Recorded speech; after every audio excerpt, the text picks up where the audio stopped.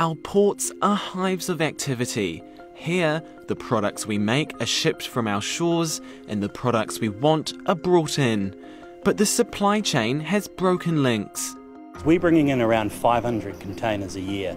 Those containers are going into Port Tauranga and to Port of Auckland. There are very few ships that do a direct sailing or very infrequent sailings into Northport or Marsden Point as we all know it. BBS Timbers uses trains, trucks and shipping to move its timber products around. That's a lot of expensive double handling when you're based in Whangarei. With timber that has been processed from a raw material into a weatherboard or a dress four sides fascia or something, they're prone to damage. The Upper North Island Supply Chain Working Group has been looking at ways to address this kind of problem. Its first report is critical of the way Northport, the Ports of Auckland and Tauranga work together. They operate in isolation and often to the detriment of New Zealand. And as a politician, I'm going forward into the next election to bring that type of behaviour to a halt. These three ports handle half the country's exports and 2/3 of its imports, but Shane Jones wants Northport to play a bigger role. It currently occupies 49 hectares at the mouth of Whangarei Harbour, but is surrounded by 180 hectares zoned for port use. But the working group is crystal clear that there is no point making further investment in Northport without investment in the train line to Auckland. The government will have to understand the importance of running a rail line, proper rail line, through to Northland. And just like it did to the Bay of Plenty, it could become the North of Plenty with that. 49% of the freight coming through the Port of Tauranga does so on trains.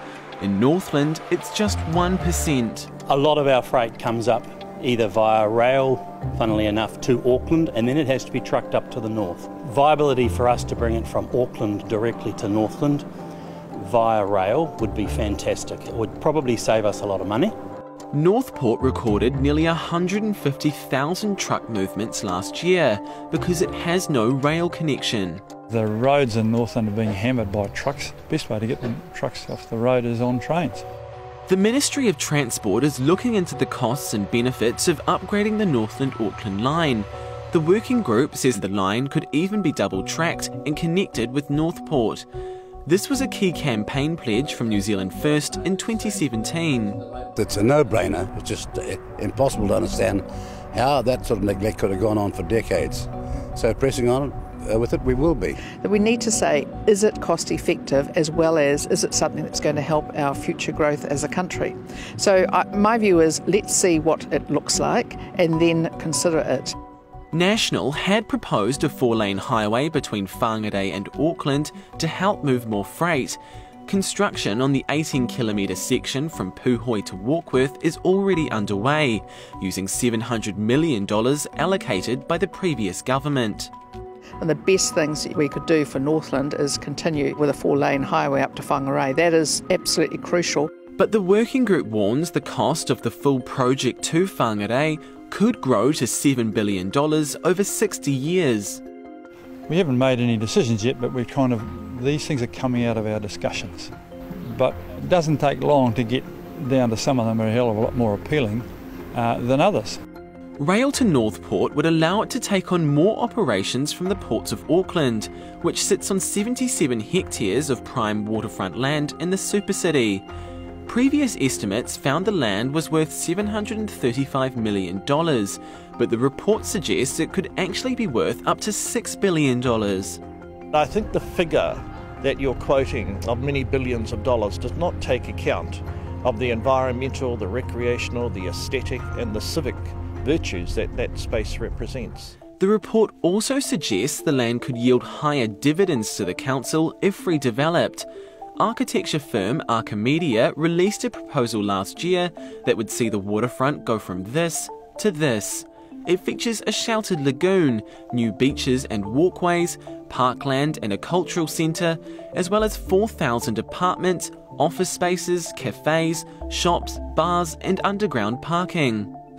8,000 people and thousands of new jobs right in the heart of the city. And I think the council will end up with a rates revenue that replaced the dividend from the ports company. Virtually everyone agrees that the Ports of Auckland has to move.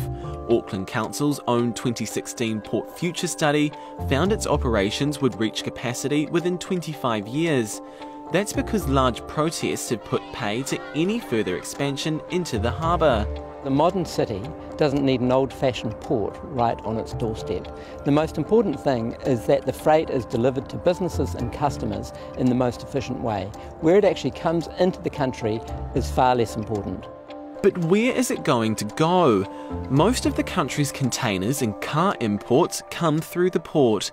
With 1 in 3 Kiwis living in Auckland, this means it comes straight into the largest market. The concept of it all being shifted up to Northland, which is Shane Jones and Winston Peters' idea to win a seat, all that does is take around about 170,000 jobs that are currently facilitated in Auckland, but also add enormous amount of cost to freight coming into Auckland as well. The future location of the Ports of Auckland is something to be answered in the working group's next 2 reports.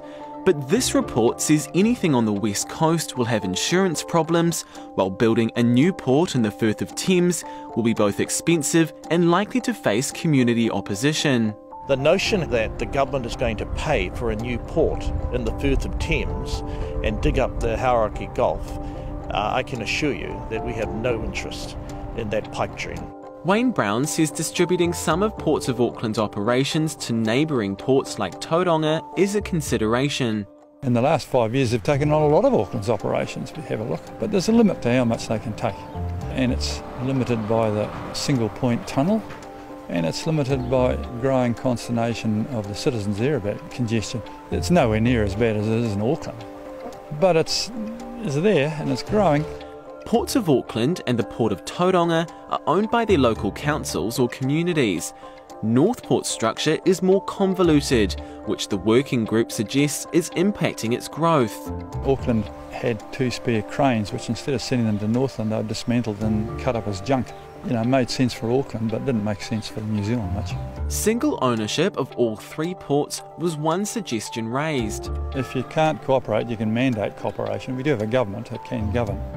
According to the report, the Northland Regional Council and Auckland Council are, quote, somewhat open to a change of port ownership, as long as they preserve their income and the value of the port to their community. We're taking to the next election a very robust proposal to reform both of the 3 ports, and our remits also deal with ownership. Unfortunately, that is not the business of the Cabinet or the government I'm currently a part of. The Supply Chain Working Group is set to release a second report in June and final recommendations in September. Options will be there. I will put them before my ministerial colleagues and I will exhort them for us to make decisions. In the meantime, businesses like BBS Timbers have a clear message for the government. If you build it, we will use it.